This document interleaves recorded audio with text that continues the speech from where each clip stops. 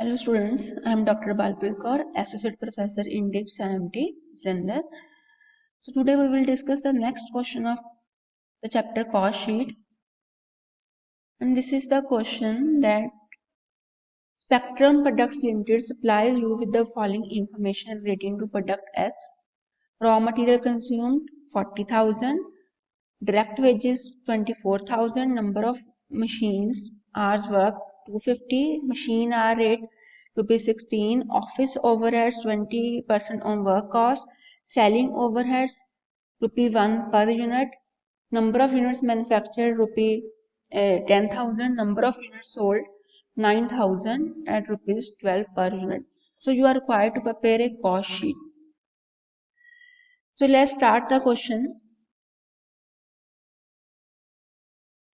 Raw material, first of all, we have to calculate prime cost. And prime cost is equal to material cost plus direct wages plus direct expenses. So here the raw material consumed is 40,000 and that next direct wages 24,000 and there is no information of direct expenses. So only two items are given. So total is prime cost 64,000. If we talk about the per unit cost, 40,000 is the total cost and number of units manufactured 10,000. So 40,000 divided by 10,000 is equal to 4 rupees. Then next, direct wages 24,000 divided by number of units manufactured 10,000 is equal to 2.40. So this is the prime cost. Then we add factory cost or factory overheads to calculate the work cost or factory cost. So here factory cost हमें as such given नहीं है, तो हमें क्या करना पड़ेगा. अब factory में क्या चलती है, मशीन्स. तो अब देखो number of machine hours work 250 hours labour ने मशीन पे काम किया है और मशीन आवर रेट कितना है 16. सो 250 into 16 ये आ गया 4,000. सभी को हमने 10,000 से डिवाइड करके पर यूनिट कॉस्ट निकाले.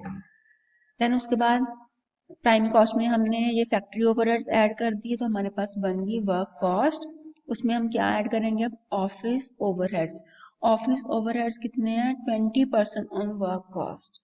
अब वर्क कॉस्ट हमारे पास कितनी आई है 68,000. तो 68,000 का 20% निकाल लो, हमारे पास आ गया 13,600.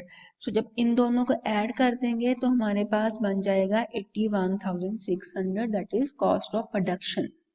उसके बाद नेक्स्ट हमारा आता है सेलिंग कॉस्ट. अब सेलिंग कॉस्ट कितनी है, ₹1 पर यूनिट सोल्ड. अब देखिए हमने और हमारे पास और इंफॉर्मेशन गिवन है. देखो हमें डायरेक्ट वे में इंफॉर्मेशन गिवन नहीं है. वो कहते हैं कि number of units manufactured 10,000, number of units sold 9,000. कि अगर मैंने 10,000 यूनिट्स बनाए हैं लेकिन मेरे सेल हुए 9,000, तो मेरे पास कितना बच गया फिर स्टॉक 1,000. 10,000 माइनस 9,000 1,000. तो जो 1,000 है उसकी अभी वो मार्केट में सेल होने के लिए नहीं गया, इसलिए हमने उसमें सेलिंग ओवरहेड्स ऐड नहीं करने. हमने क्या करना है, अब देखो 1,000 इसका निकाल लो 8.16 कि हमने उस पर सारा काम कर दिया है. तो हमने 8.16 के अकॉर्डिंगली 8,160, तो हमने इसमें से ये अमाउंट लेस कर देनी है. तो हमारे पास आ जाएगा cost of goods sold 73,440. Means हमने इतनी अमाउंट के जो गुड्स हैं हमने उनको सेल करना है मार्केट में. ठीक है, तो उसके ऊपर हमारी सेलिंग कॉस्ट कितनी आई है, selling overhead is ₹1 per unit. तो अब हमने 10,000 यूनिट्स मैन्युफैक्चर किए थे, 9,000 यूनिट्स हमने सेल करने. तो 9,000 into 1, राइट. तुम्हारे पास आ गया 9000, देन कॉस्ट ऑफ सेल्स 82,440। तो अब हमारे पास और कुछ गिवन है, अब चेक करें। हाँ, एक पॉइंट गिवन है कि हमने जो 9000 यूनिट्स है वो हमने सेल किए हैं ₹12 में, तो हमारी जो सेल्स है वो इतनी होगी। हमारा खर्चा कितना हुआ है 82,440, so difference is the profit.